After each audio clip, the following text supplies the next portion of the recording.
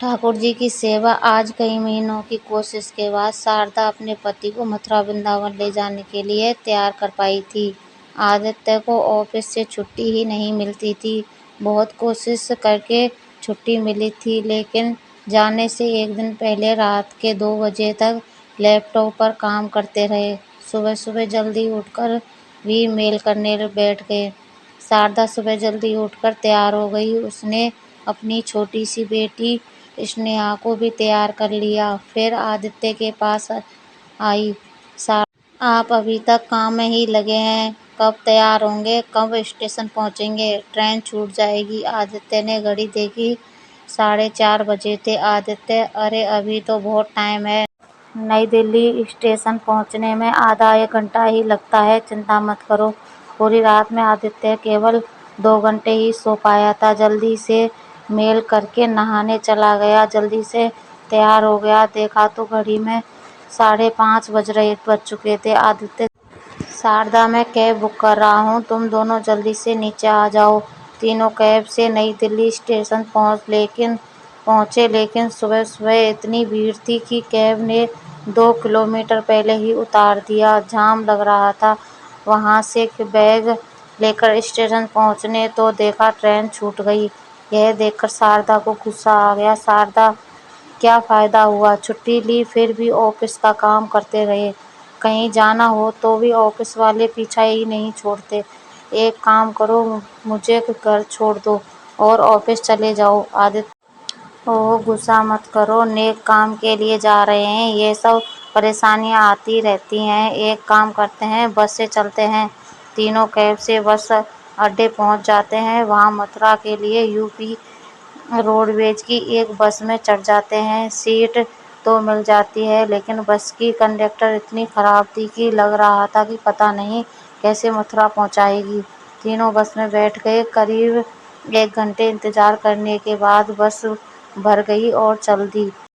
बस की स्पीड से ऐसा लग रहा था जैसे शाम तक मथुरा पहुंचा देगी। आदित्य, कंडक्टर साहब कब तक पहुंचेंगे मथुरा?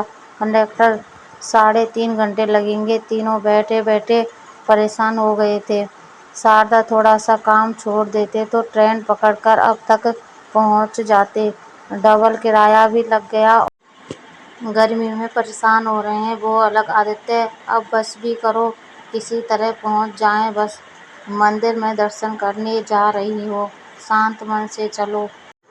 बस को चले अभी केवल 1 घंटा ही हुआ है कि मेन हाईवे से गाड़ी एक और मुड़ गई। देखा तो सामने एक ढाबा था। ढाबे पर बस रुकने से और लेट हो जाएंगे, लेकिन कर भी क्या सकते हैं। तीनों नीचे उतरकर सामने मेज कुर्सी को देखकर उस पर बैठ गए। तभी एक छोटी सी बच्ची पसीने में लथपथ उनके पास आई। बच्ची, साहब लस्सी पी लीजिए, 10 रुपए गिलास है। आदित्य ने ध्यान से बच्ची को देखा।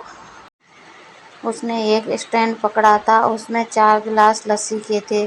वह बच्ची फटे पुराने कपड़े पहने थी, पसीने उसके चेहरे को भिगो रहा था। आदित्य, ठीक है बेटा, 3 गिलास मेज पर रख दो। शारदा, अरे 3 नहीं, बस 2 ही गिलास ही ले लो, स्नेहा लस्सी नहीं पीती। आदित्य, बेटा तुम 3 गिलास रख दो। बच्ची ने 3 गिलास मेज पर रख दिया। आदित्य ने उसे 3 पैसे लेकर वह बच्ची चल दी। आदित्य ने उसे रोका। आदित्य, रुको बेटी, ये 1 गिलास तुम्हारा है, बहुत गर्मी है, तुम लस्सी पी लो। बच्ची, नहीं साहब, मैं नहीं पी सकती। मैं ऐसा करती हूँ तो आपके 10 रुपए वापस कर देती हूँ। आदित्य, नहीं, पैसों की जरूरत नहीं, तुम पी लो, तुम्हारे मालिक को तो पैसे से मतलब है ना। बच्ची, नहीं साहब, अगर उसने मुझे यहाँ खाली खड़े देख लिया तो बहुत मारेगा।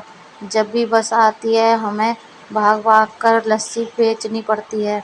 आदित्य, कुछ नहीं होगा, मैं उससे बात कर लूँगा।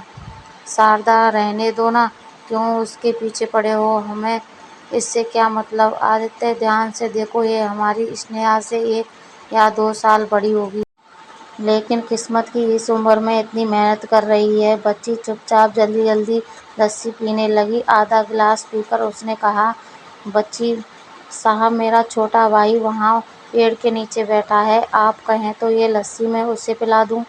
आदित्य, तुम ये लस्सी पी लो और ये चौथा गिलास उसे दे आना, मैं इसके भी पैसे दे दूंगा।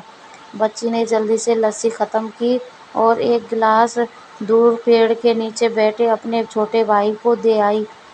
तभी ढाबे का मालिक बाहर आ गया। मालिक, क्यों काम की टाइम पर इधर उधर घूम रही है? सारी लस्सी खराब हो रही है, तेरा बाप बेचेगा उसे। आदित्य, इसे मैंने रोका था। तरस खाओ, छोटी सी बच्ची पर इतनी गर्मी में काम कर रही है। मालिक साहब आप जाओ, यह हमारा रोज का काम है। इसका भाई भी नखरे करता था, मैंने हाथ पैर तोड़ दिए, अब बैठकर भीख मांगता है। आदित्य को बहुत गुस्सा आया, लेकिन वह पत्नी और बच्ची के कारण चुप रह गया। बच्ची, मालिक गुस्सा मत करो, मैं अभी लस्सी भेज देती हूँ। दोनों चले गए। आदित्य ने फोन पर किसी से बात की। कुछ ही देर में उस इलाके के पुलिस इंस्पेक्टर 4 पुलिस वालों के साथ वहां आ गए। बच्चों से काम करवाने के कारण ढाबे के मालिक को गिरफ्तार कर लिया। बच्ची साहब, ये क्या किया आपने? हमारी रोजी रोटी ही छीन ली। अब तो लगता है हम भूखे मर जाएंगे। शारदा को कुछ समझ नहीं आ रहा था कि ये सब क्यों हो रहा है। आदित्य ने बच्ची और उसके भाई को अपने साथ बस में चढ़ा लिया। 3 घंटे बाद बस मथुरा पहुंच गई। मथुरा पहुंचकर आदित्य ने पता किया, एक अनाथ आश्रम में बच्ची और उसके भाई को जगह मिल गई, जहां दोनों पढ़ भी सकेंगे और रहना खाना सब आश्रम की ओर से होगा। वहां जाते ही आश्रम की ओर से दोनों को नए कपड़े मिल गए। वहां से निकलते समय बच्ची ने आदित्य के पैर पकड़ लिए।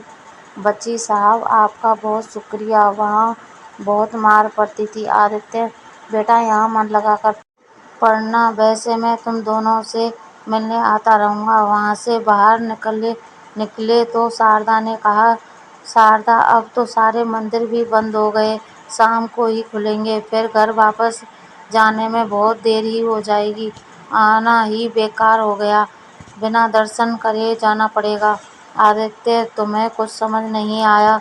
भगवान के आदेश से हमें यह पुण्य काम करना था, इसलिए ट्रेन छूटी, इतने कष्ट उठाए। शारदा, हाँ, ये तो मैंने सोचा ही नहीं। ठाकुर जी किस रूप में सेवा का मौका दें, ये कोई नहीं जान सकता। आदित्य, चलो कुछ खा लेते हैं और दिल्ली की बस भी तो पकड़नी है। तीनों वापस दिल्ली की ओर आ जाते हैं।